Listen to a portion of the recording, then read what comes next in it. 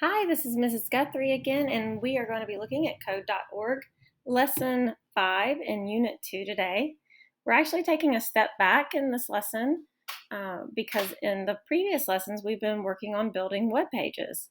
And since we are publishing content to the internet, we're taking a step back to look at our digital footprint, which is the information that is collected about you across multiple websites on the internet. So this is something that as we are publishing more and more private and public information, we want to be more aware about what sort of information we put on the internet to keep our private information that we want to keep private. So we are going to be looking at 3 users, and we are going to put on our sleuthing caps and try to find as much information about these 3 people as we can using their accounts on FaceSpace, Chirper, and Instant Frame.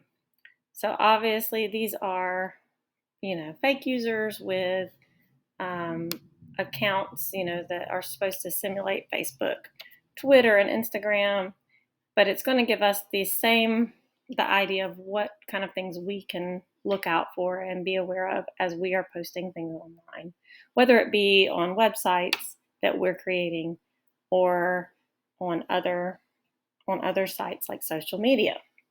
So, again, digital footprint is the collected information about an individual across multiple websites. And if somebody wants to find out specific information about you, they can sometimes take pieces of information from different places and put them together to have a more complete picture about who you are or who a user is. So, in this assignment, there's nothing to complete on code.org per se.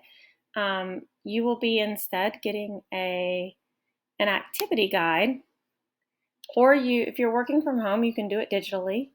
It is linked from Canvas. And this activity, you're going to be looking for 2 unique individuals, and you are going to find out as much information about them as possible, including full name, address, age, and so forth, as you see. You may not be able to find all of the information about both of the users that you're going to choose, but look to see if you can find as much as you can. So, your 3 people are Lizzie, John, and Haley. And the first thing you want to do is sort of figure out whose account is what and go from there. You are going to open up, if we were going to choose Lizzie, for example. This is her FaceSpace account. And so we can look at Lizzie and we can already tell things that she likes. She likes running, photography. She's probably on the debate team at her school. And she did some kind of workout. It looks like she's in some kind of track team. And if we zoom in, we can even figure out the name of her school and such. So you can read through this, and I want you to see if you can use some of your inferencing skills to figure out as much as you can about Lizzie from this page. But as you read things, just know that some of what she has on this page may complement some of what she has on her Chirper account as well as her Instant Frame account. And so since her name is Lizzie, I'm going to take a wild guess and assume that Little Lizard on Chirper is probably her, and Photo Lizzie is probably her on Instant Frame.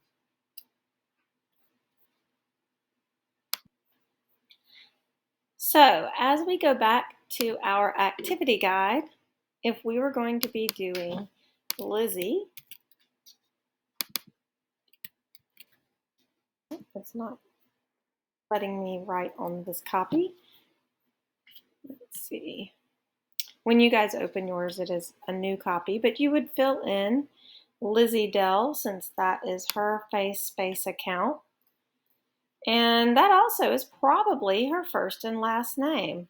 Especially, I'm going to take a guess that Kinsey Dell is definitely a relative of hers based on that they share the same last name. And since she's talking about Nana Laura's 90th birthday is coming up, they're probably related, and their direct family members could be her mom, could be a sister, a cousin, but anyway, go ahead and at this time, I want you to take the time to look through these accounts and see what you can find about Lizzie and then about John or Haley.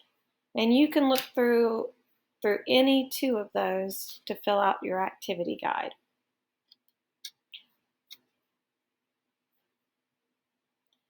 When you finish, you can pause this video. When you finish your activity guide, I want you to think about, come back, and I want you to think about how you can make sure that your private information stays private.